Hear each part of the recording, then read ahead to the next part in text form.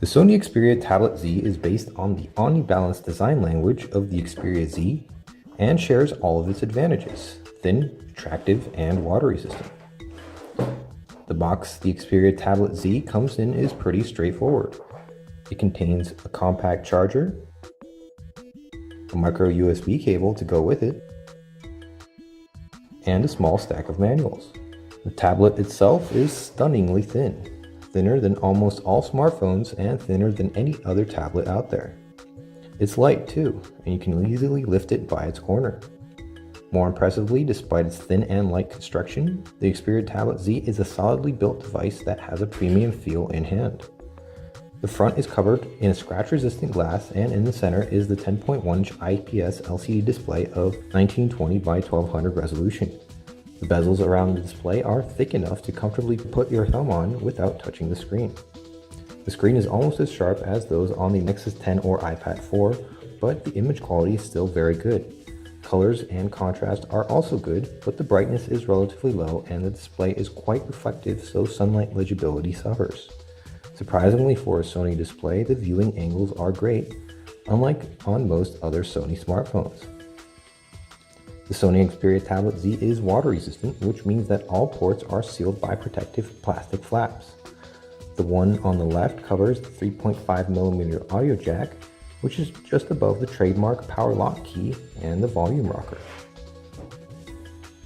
A little further down are two pogo pins that can be used to charge the tablet with a dock, so you don't always have to open the MHL enable USB port on the bottom. Also here are the card slots, micro SIM and micro SD in this case, but the Xperia Tablet Z also comes in a Wi-Fi only version. The stereo speakers are on the bottom and they have grills on the sides too. The back of the tablet is made of nice matte plastic with soft touch finish, which is grippy and fairly resistant to fingerprints. It's hard to clean when it gets dirty, but you can just wash it off under the sink. The Sony Xperia Tablet Z runs Android 4.12 with Sony customizations similar to those of the Xperia Tablet S and the Xperia Z smartphones. The lock screen is straight from the Xperia Z with a slider for the camera and music controls. The home screen looks fairly close to stock, but Sony has added some cool extra functionality. There are little things to make better use of the screen real estate, like the small shortcut dock in the top left corner or the small apps button on the bottom. Small apps are floating windows that you can use alongside standard apps. There are several pre-installed, but you can download new ones from the Play Store or turn any widget into a small app. You can minimize a small app by dragging it to the right or bottom edge of the screen, but you can only run one at a time. One special small app is the remote control app. It uses the IR blaster on top of the Xperia Tablet Z to control home equipment like TV sets, set-top boxes, projectors, audio players, and so on.